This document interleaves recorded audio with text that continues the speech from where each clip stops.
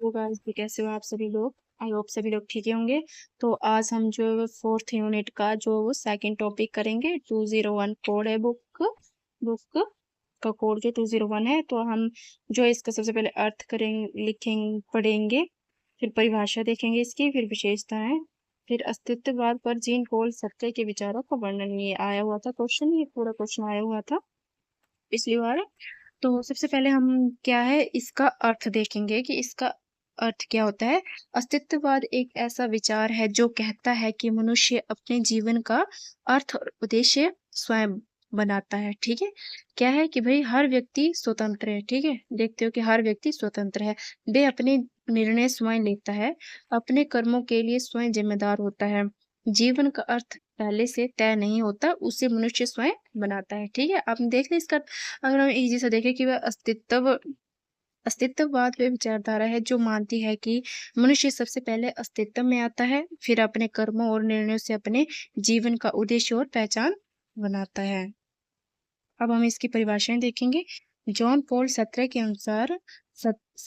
अनुसार मनुष्य पहले अस्तित्व में आता है, बाद में अपने कर्मों से अपना क्या है स्वरूप बनाता है।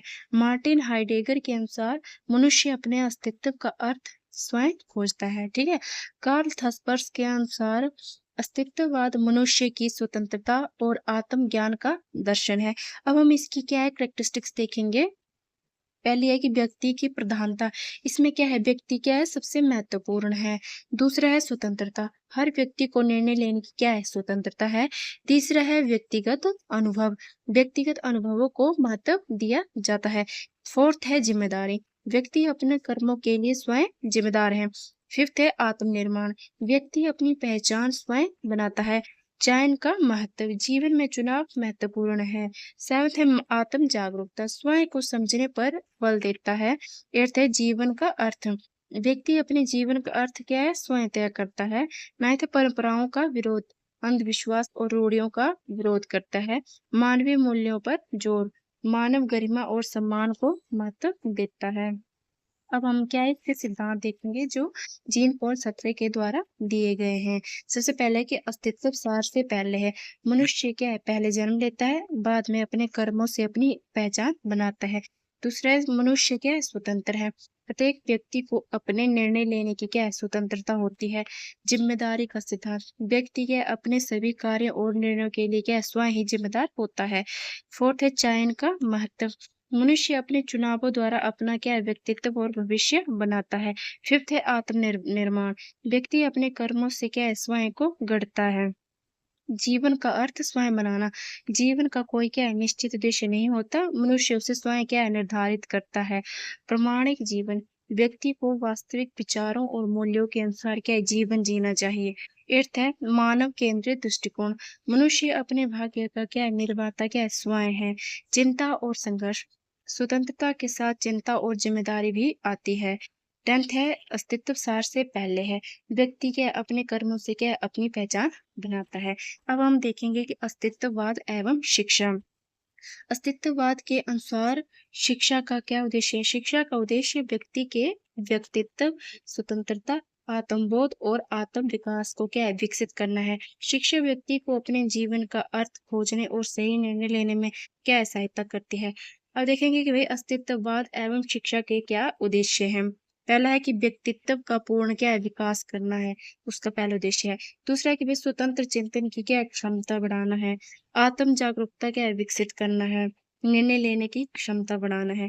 जिम्मेदारी की भावना उत्पन्न करना। ठीक है, रचनात्मकता का विकास करना, नैतिक मूल्यों का विकास करना, जीवन के उद्देश्य को समझने में क्या है सहायता करता है। आत्मनिर्भरता एवं आत्मविश्वासी बनाना। ठीक है, अब हम देखेंगे कि अस्तित्ववाद की क्या है कुछ आलोचनाएं हैं। अस्तित्ववाद की आलोचना, अस्तित्ववाद की आलोचना की अत्यधिक क्या है आत्म केंद्रित है, अत्यधिक क्या है स्वतंत्रता है इसमें। परंपराओं का क्या है परंपराओं का क्या है विरोध होता है। आदर्शवादी क्या है दृष्टिकोण है। सामूहिक हृदय की अपेक्षा करता है, सभी समस्याओं का समाधान नहीं, व्यक्ति पर क्या है अधिक बोझ। शिक्षा में असमानता लाता है, शिक्षा में कठिनाई आती है। वैज्ञानिक आधार का अभाव, अनुशासन की क्या है कमी, समाज की क्या उपेक्षा करता है। अब हम इसका क्या है कंक्लूजन देखेंगे। अस्तित्ववाद व्यक्ति की क्या स्वतंत्रता, जिम्मेदारी और आत्म विकास पर क्या है बल देता है। इसके अनुसार मनुष्य अपने जीवन का क्या है निर्माता क्या है स्वयं होता है। अब हम देखेंगे दूसरा है टॉपिक, मतलब ये है तो सेकंड, लेकिन इसका ही पार्ट है। प्राच्य पर अलग से आता है ये क्वेश्चन। प्राच्यवाद के ये यूनिट फोर्थ का ही है, ठीक है, ये फोर्थ यूनिट का ही है। प्राच्यवाद के सिद्धांत और उसकी विभिन्न आयामों की विवेचना कीजिए। ये आया हुआ था ये भी क्वेश्चन। तो सबसे पहले हम प्राच्यवाद देखेंगे, उसका अर्थ देखेंगे। ओरिएंटलिज्म का क्या है हम अर्थ देखेंगे, परिभाषा, सिद्धांत, प्रभाव और आयामों की विवेचना। ये आया हुआ था पिछली बार, पिछले से पिछली बार, सॉरी। अब हम इसका क्या है अर्थ देखेंगे। प्राच्यवाद का क्या अर्थ है। प्राच्यवाद का अर्थ है पूर्वी देशों, क्या है प्राच्य, पूर्वी देशों, भारत, चीन, जापान, अरब आदि की संस्कृति, इतिहास, भाषा, धर्म और समाज का अध्ययन। ठीक है, आगे आपको समझ। अब हम इजी से देखेंगे कि प्राच्यवाद वे विचार या अध्ययन है जिसमें पश्चिमी विद्वान पूर्वी देशों और जैसे ये आ गया पश्चिमी साइड है, पश्चिमी, उत्तर, दक्षिण, पश्चिमी, ठीक है, पश्चिमी विद्वान पूर्वी देशों और उनकी सभ्यताओं को समझने का क्या है प्रयास करते हैं। अब हम इनकी परिभाषाएं देखेंगे। मार्क्स मुलर के अनुसार प्राच्यवाद पूर्व की भाषाओं, धर्मों और साहित्य के अध्ययन का क्षेत्र है। बर्नार्ड लुईस के अनुसार प्राच्यवाद पूर्वी देशों की भाषाओं, इतिहास, संस्कृति और सभ्यताओं के अध्ययन से संबंधित विद्या है। एडवर्ड के अनुसार प्राच्यवाद वह दृष्टिकोण है जिसके माध्यम से पश्चिमी पूर्व को समझता है। क्या है? जिसके माध्यम से जो पश्चिम है वो पूर्व को समझता है, वर्णन करता है और उस पर प्रभाव स्थापित करता है। अब हम देखेंगे प्राच्यवाद के सिद्धांत।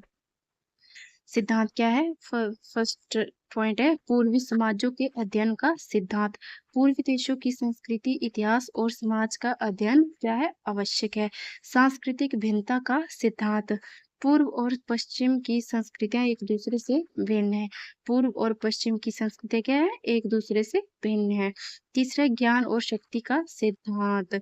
ज्ञान के माध्यम से समाज को समझा और प्रभावित किया जा सकता है। भाषा का सिद्धांत। भाषा किसी समाज की पहचान और संस्कृति को समझने का प्रमुख साधन है। इतिहास का सिद्धांत। किसी समाज को समझने के लिए इसके इतिहास का अध्ययन करना आवश्यक है। धर्म का सिद्धांत। धर्म पूर्वी समाजों के जीवन का क्या महत्वपूर्ण अंग है। ठीक है। सांस्कृतिक प्रतिनिधित्व का सिद्धांत। पूर्व को विशेष तरीकों से प्रस्तुत किया जाता है। ठीक है। सांस्कृतिक प्रतिनिधित्व का सिद्धांत पूर्व को विशेष तरीकों से क्या है प्रस्तुत किया जाता है। तुलनात्मक अध्ययन का सिद्धांत। पूर्व और पश्चिम का तुलनात्मक अध्ययन किया जाता है। सभ्यता के अध्ययन का सिद्धांत। विभिन्न सभ्यताओं की विशेषताओं को समझना आवश्यक है। ठीक है। पूर्व की विशेषता का सिद्धांत। पूर्वी समाजों की अपनी अलग पहचान और विशेषताएं होती है। अब देखेंगे कि इसके क्या इफेक्ट्स पड़े हैं। ठीक है। प्राच्यवाद की क्या प्रभाव है। प्राच्यवाद पूर्वी देशों की संस्कृति, इतिहास, भाषा और धर्म के अध्ययन को कहते हैं। प्राच्यवाद का प्रभाव जो दो प्रकार से हुआ है, एक पॉजिटिव, नेगेटिव, सकारात्मक और नकारात्मक। सबसे पहले हम देखेंगे कि सकारात्मक प्रभाव। अब मैंने ये मेन पॉइंट्स लिखे हैं, आप इनको एक्सप्लेन कर सकते हो आगे। पूर्वी संस्कृति का संरक्षण हुआ। ठीक है। सकारात्मक प्रभाव। ठीक है। इसमें प्राचीन ग्रंथों का क्या अध्ययन बढ़ा। इतिहास की जानकारी प्राप्त हुई लोगों को। भाषाओं का क्या विकास हुआ। शिक्षा को बढ़ावा मिला। ठीक है। शोध कार्य में क्या हुई वृद्धि हुई। सांस्कृतिक जागरूकता बढ़ी। राष्ट्र चेतना का क्या हुआ विकास हुआ। ठीक है। पूर्व पश्चिम ज्ञान का आदान प्रदान हुआ। सभ्यताओं को समझने में क्या सहायता मिली। अब हम इसके नेगेटिव, नकारात्मक इफेक्ट क्या पड़े। देखो अंग्रेजों के शासन को क्या मदद मिली इसमें। ठीक है। पूर्वी देशों की गलत तस्वीर दिखाई गई। ठीक है। लोगों के सामने और लोगों के सामने पश्चिम अपने आप को श्रेष्ठ मानने लगा। पूर्वी संस्कृति को कम महत्व दिया गया। लोगों में पक्षपात बढ़ा। पूर्व की सही पहचान छिप गई थी। ठीक है। जो सही पहचान थी वो छिप गई थी। पूर्वी लोगों को पिछड़ा बताया गया। भेदभाव की भावना क्या है बढ़ी। पूर्वी विचारों को नजरअंदाज किया गया, पश्चिमी प्रभाव क्या है, बढ़ गया। ठीक है, अब देखेंगे हम प्राच्यवाद के आयामों की विवेचना। अब देखेंगे कि कौन कौन से आयाम है। ऐतिहासिक आयाम है, सांस्कृतिक आयाम, धार्मिक आयाम, राजनीतिक आयाम। आप इनको जो है एक्सप्लेन कर सकते हो। ठीक है, आगे अपने मर्जी से आप पढ़ लेना कि क्या है, आपको सिर्फ समझना है। ठीक है, सामाजिक आयाम, साहित्यिक आयाम, शैक्षिक आयाम, दार्शनिक आयाम, भौगोलिक आयाम और आर्थिक आयाम। ठीक है, अब हम इसको क्या है एक्सप्लेन करेंगे। आप बस इनको मतलब अगर आपको मेन हेडिंग लर्न होगी तो आप क्या एक्सप्लेन खुद कर लोगे। तो पहला सांस्कृतिक आयाम, इसमें पूर्वी देशों की संस्कृति, परंपराओं, रीति रिवाजों और जीवन शैली का क्या है अध्ययन किया जाता है। सेकंड है धार्मिक आयाम, हिंदू, बौद्ध, जैन, इस्लाम आदि धर्मों का क्या है अध्ययन किया जाता है। ऐतिहासिक आयाम, प्राचीन सभ्यताओं और ऐतिहासिक घटनाओं का अध्ययन किया जाता है। फोर्थ है राजनीतिक आयाम, राज्य शासन और राजनीतिक संस्थाओं का क्या है अध्ययन किया जाता है। फिफ्थ है आर्थिक आयाम, व्यापार, कृषि, उद्योग और आर्थिक व्यवस्था का अध्ययन किया जाता है। साहित्यिक आयाम, भाषा, साहित्य, काव्य और ग्रंथों का अध्ययन किया जाता है। सेवंथ है सामाजिक आयाम, जाति, परिवार, विवाह और सामाजिक संरचना का अध्ययन किया जाता है। एट्थ है शैक्षिक आयाम, शिक्षा प्रणाली और ज्ञान परंपराओं का अध्ययन किया जाता है। नाइन्थ है दार्शनिक आयाम, पूर्वी दर्शन, विचारों और जीवन दृष्टि का अध्ययन किया जाता है। टेंथ है भौगोलिक आयाम, पूर्वी देशों के भूगोल, पर्यावरण और प्राकृतिक संसाधनों का अध्ययन किया जाता है। अब हम इसका निष्कर्ष देखेंगे, कंक्लूजन की प्राच्यवाद और पूर्वी देशों की संस्कृति, इतिहास, धर्म और भाषा के अध्ययन की विचारधारा है। ठीक है, प्राच्यवाद क्या है, ये पूर्वी देशों की संस्कृति, इतिहास, धर्म और भाषा के अध्ययन की विचारधारा है। ये पूर्वी सभ्यताओं को समझने में क्या है सहायता करती है। तो आई होप आपको समझ आ गया होगा। Thank you.